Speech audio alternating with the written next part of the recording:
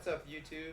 It's the G Child here, and I'm bringing you a video of NBA 2K20's demo. Um, One thing I wanted to show everybody was something that I've noticed while I was watching a lot of people posting videos in the last day, that some people were not necessarily catching on or just not mentioning. After you create your character and you get to this skill breakdown menu here, you've got the blue for finishing, green for shooting, orange for playmaking, and red for defense and rebounds. So you can go through these pie charts here. There's 10 of them available right now, and hopefully there'll be more when the game drops, because I feel like we should be able to tweak these on our own. I don't think they'll actually let us do that. But to get back to what I was trying to show everybody was about the badges. A lot of people are sleeping on the fact that you need to put as many skill points into your attributes as you can to get badges. Let's just real quick go to the sharpshooter. Um, that's going to be a popular build, I'm sure. If we select here, and body type, everybody, of course, you're going to be a guard. Most people are going to be selecting the first physical profile here that gives you all the agility and speed. The other ones are broken down between strength and vertical, giving more bonuses or dividing bonuses equally. But again, guards, I'm sure most people are going to end up with the first profile here, so we'll just go through that real quick. Now here's what I'm talking about. So you've got a pure shooter here with 430 attribute points. If I go ahead and go in here and max out these shooting attributes, you can see on the right that I already have 8 shooting badge upgrades available, and I've only upgraded 1. Now what I've seen people do is they upgrade the first 2 and they kind of sleep on the other ones, and I'll have 17 shooting badge upgrades here. Even if you're a park player though, don't sleep on adding these, because look, just 1 point in free throws gives me an extra badge upgrade. And the more I put in here, the more I get. Now the maximum is 30 badges, 30 badge upgrades that you can get. So what I would recommend doing for those who want to maximize their shooting ability or whatever category that you want, max everything out, but take away whatever you don't feel like you're going to need, as long as you keep as many badge upgrades as you can. Now if you're going to play at the park, you're not going to need free throwing, so you could take away a few points here. Notice I want to keep it at 30 badge upgrades, so I'm going to keep it at 89 free throw. Now of course that's not going to help you, but those badge upgrades are very, very precious, and if you really want to enhance that shooting and you want as many Hall of Fame badges as you can, you're definitely going to want to max out these attributes to get you those maximum badge upgrades.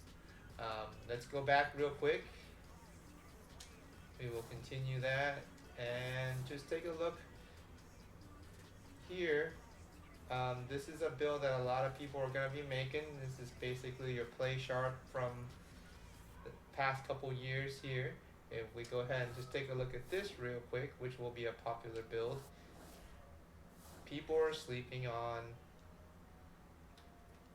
post fades or post moves because I'm a point guard, I don't need it. But let's just max out our ball handling and our pass accuracy and take a look. You get 19 playmaking badges there. And if you throw in all the post moves, you go up to 23. That's 4 extra badge upgrades in which you can get maybe Hall of Fame, whereas some people were actually sacrificing the Hall of Fame or even the gold status because they wanted to make sure they got other badges. Well, now you know how to get those extra few upgrades to get those extra badges. The 1 or 2 attributes that you're going to be missing out on finishing or defense and rebounding that will give you a few of those badges might not be as important to some people, especially the park players. So, you know, I'm going to try to max out as much as I can there. And let's say same thing here. Let's max out our shooting. Nobody's gonna really want to stop at 8 shooting badges. Um, throw in a bunch of free throwing and get the post fade in there, and we'll come. Basically, you need every point as a dual attribute set up there to get all the shooting badges. Now you get 22 shooting badges. Um, that's a whole lot more badges than 8 or even 15. So definitely helps to put as many points as you can into those badges, into those attributes to get those badge upgrades. Now you also notice too, we had 430 points to start with as a pure sharpshooter. You only get 412 attribute upgrades as a dual attribute. So definitely is going to change how many points you start out with to be able to upgrade your player. Let's see, I'll look at one more here, pure playmaker, which can be pretty popular and looks like a kind of a jack of all trades with some decent shooting, some pretty good finishing, and definitely got that playmaking there. Again, let's take a look here, and you have only 420 upgrade points. So your attribute upgrade points are actually going to depend on the pie charts that you select, but don't sleep on adding in as many attributes as you can to the primary categories so that you can max out your badge potential there. Even if you don't plan on making any post moves, those 7 extra badges or whatnot, or 5 extra badges will definitely help get you to gold or Hall of Fame to where, or some extra badges that you might not have been able to get before, but now you can because you've put those extra points in. Yeah, that's definitely what I wanted to point out here. You definitely don't want to miss out on your badge potential if you're wanting to make a shooter or a playmaker and you end up dumping a bunch of points that could have gone into your shooting just because you're not going to plan on doing post fades or whatever. It still will help get your badges for your other shooting to where you want it to be. So that's about it from me for this video. I know I don't upload very often, but I try to upload when I see something that can be helpful. If I've helped you, hopefully you'll drop a like on the video. I don't need to really ask for subscribers because I don't know how often I'll be dropping videos, but if you want to subscribe, go ahead and do that.